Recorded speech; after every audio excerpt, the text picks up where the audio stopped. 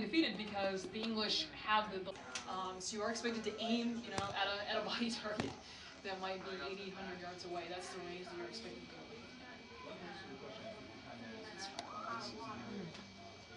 Still be vastly superior to what the Indians had. Absolutely. The Indians are highly accurate. I mean, that is their strength. But the key to that is that they have to be. They've got an arrow here. As you can see, it's very light. It'll allow you to be very, very accurate, to go very fast, have a lot of velocity, but not a lot of hitting power, not a lot of mass. Your bullet here, the bullet that the English are using, it's a sphere. It's not very aerodynamic. It's gonna bounce through the air. It's not gonna be all that accurate, but it's very heavy. And when it hits something, it's gonna smash it. It's gonna do some damage. So the English have a better range. They've got about twice the range as the Indians. They've got more hitting power, and that's gonna be definitely on their side. They're also wearing armor. The Indians don't have anything to protect them from the bullets, but the English wear armor to protect their vital organs.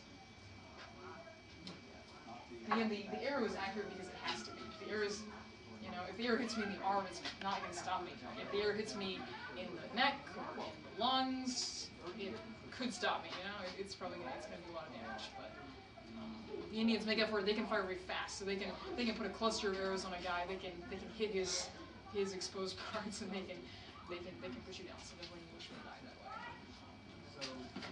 way. A lot of trouble goes into this science of putting people out. Was it a while before they started making friends with each other? Well, here's the thing. I mean, when the English first arrived, the English are powerful, the Indians are powerful. Neither one of them wants to get the other group mad at them. So both of them are going to really work, especially at the beginning, to get along. Definitely the Powhatan. The English have an unusual problem here in Virginia. In most places where they would have landed up and down the coast, they would have been dealing with one isolated tribe against another isolated tribe. When they come to this part of Virginia, they come to an area where one man has basically centralized the tribes around him, so that about 32 different tribes owe some kind of allegiance to him. And he has some kind of power to make these tribes act together. And so Powhatan, for the first 3 years that the English are here, is officially friendly toward the English. The English have stuff that he wants. He wants their technology. He wants possibly their protection or possibly their help to go and defeat other tribes that he wants to defeat. The English also run into problems with when they land here. They land in Paspahegh territory. The Paspaheghs are part of the Powhatans. The Paspaheghs cause them trouble even when Powhatan is friendly with them. So that's the problem. They're dealing with individuals, but also with one large group. By their third year here, Powhatan is tired of the English. He's tired of the things they promised him that they won't give him. Like, you know, John Smith promises him artillery. He's not going to give that to him. Powhatan's tired of that, and so he basically tells any Indian anywhere that they have the power to harass the English. And what the Indians do in the winter is famous as the starving time. They basically lay siege to Jamestown Island. They won't allow the English off the island. They stop trading food with the English, and that puts the English in a pretty tough spot. A lot of people die from a combination of Indian wounds and malnutrition, maybe. Basically our military center for the It helps to remind you that it's a company, it's a business enterprise, but it's also a military one. They expect to have to defend what they're trying to claim here. So they're going to bring all this equipment with them from England. Take somebody else's away. That's right. Yeah.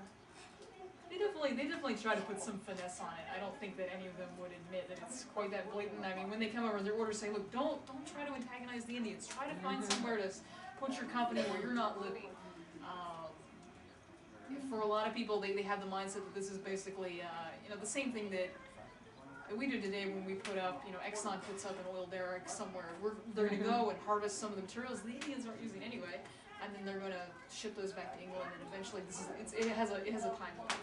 The colony's going to find what it's going to find, and it's going to pull up and go home. There are other people in England at the same time saying, no, you're not going to, that's not a workable model. You're basically going to have to end up sending farmers and developing the land, and that is what ends up happening. The only commodity that makes a lot of money for them is heavily agricultural. As you know, leads to all kinds of leads to all kinds of other things. It amazes me just the craftsmanship of these.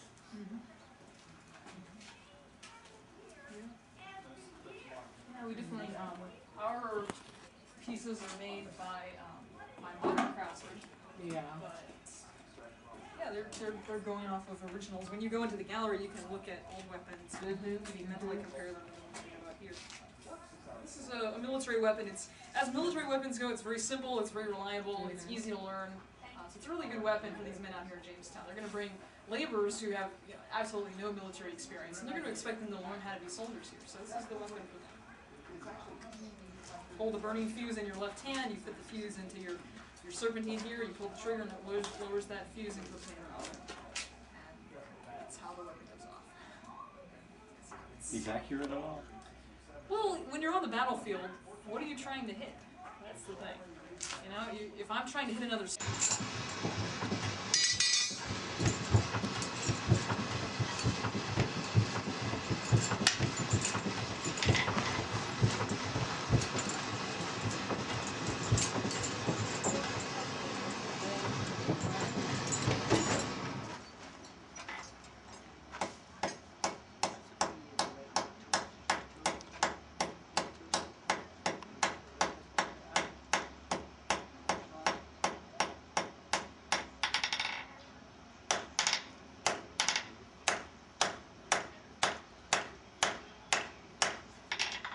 Okay.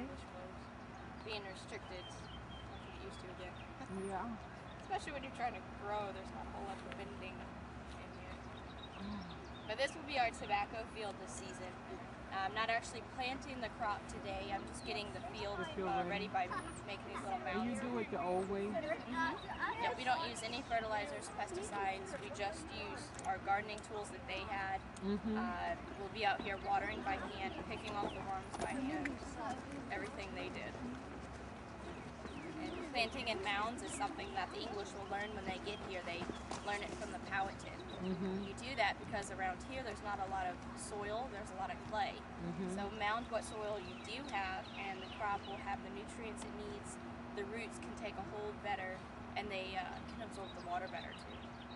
It's a very beneficial way to plant around here. Have you all been back to learn how the Powhatan make canoes? No, we're going up in here and then.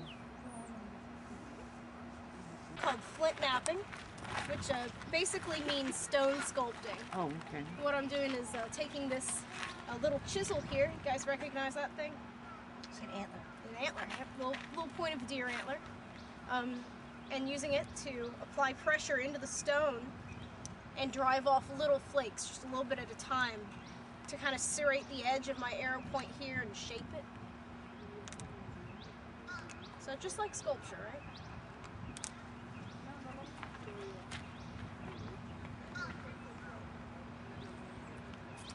Okay, that's interesting. Of course, you probably would not see women in a Powhatan village making projectile points like this just because they have no use for them. Women don't hunt. But, the women of the village would have the exact same set of skills. They would know exactly how to shape stone. But they'd be making tools more like knife blades and scraping tools for working with the hides, things like that. But, you know, exact same set of skills. If you know how to shape the rock into one tool, you know how to shape it into any kind of tool.